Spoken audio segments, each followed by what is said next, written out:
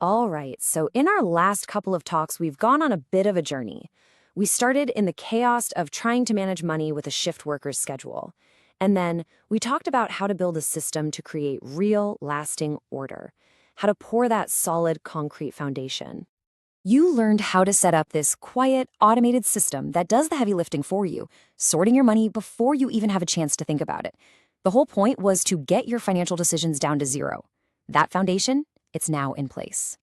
And this is the exact question we were left with. Once the fires are out, once the noise of chaos finally dies down, what happens next?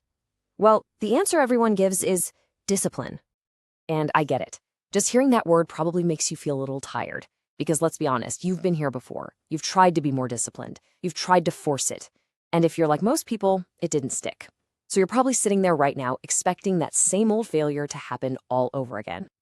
But what if I told you that failure wasn't actually your fault? That the problem was never about your effort or your willpower? The problem is that we have all been sold a completely broken idea of what discipline is supposed to be, especially for someone who's already exhausted from a shift worker's schedule. Let's start with the big lie, the one that traps almost everybody. I call it the willpower trap. It's this belief that you can just try harder, that you could just grit your teeth and force yourself into having better habits. You've heard this a million times, right? Maybe you've even said it to yourself, standing in your kitchen at 3 a.m. after a brutal shift, feeling guilty about something you bought or a goal you missed. It's the default advice our world gives for everything. But here's the thing that advice completely ignores. It assumes you have a full tank of gas, mentally and emotionally. And for a shift worker, that is just not reality.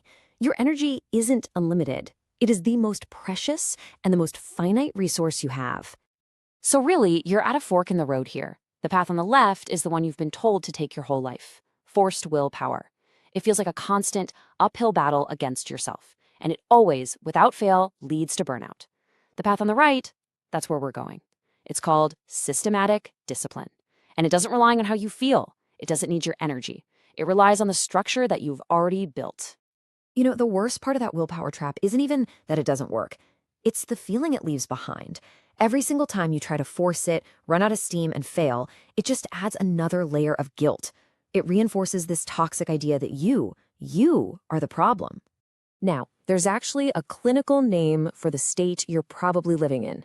It's called decision fatigue.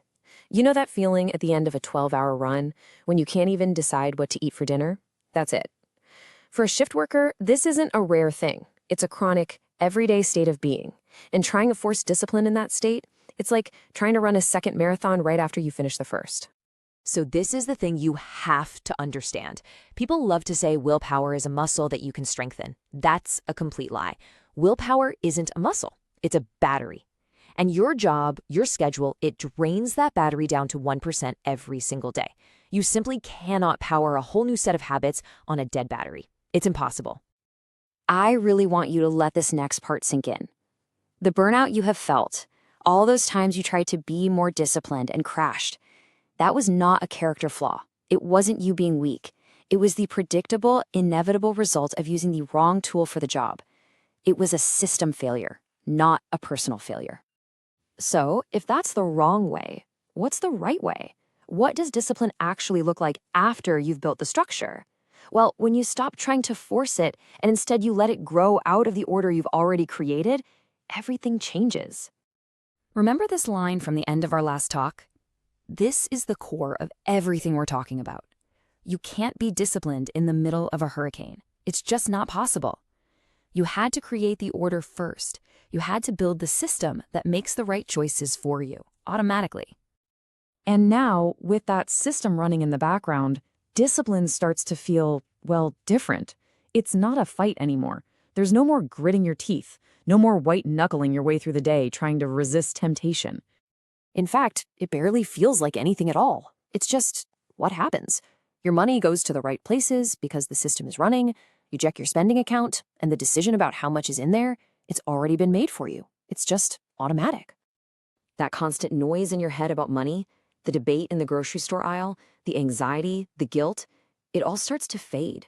It gets quiet because the system is handling the noise now, so your brain doesn't have to. And this this might be the most surprising part of all. Real, sustainable discipline is boring. It's not a dramatic, high-energy montage from a movie. It's just the quiet, predictable, calm repetition of a system doing its job. And boring is fantastic. Boring is stable. Boring is peace. And that's the key. You don't have to do discipline anymore. You don't have to go out and find it or muster it up. It just becomes the natural, effortless consequence of the structure that you've put into place. And when this starts happening consistently, day after day, something deeper begins to shift. It's not just your habits that are changing anymore. It's you.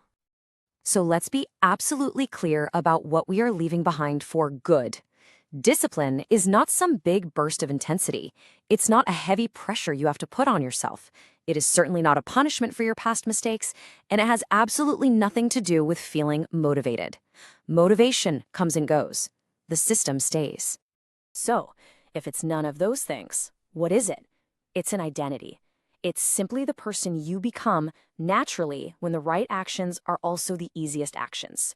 It's who you are when the system you built is quietly guiding you day in and day out, without needing your permission and without draining your energy.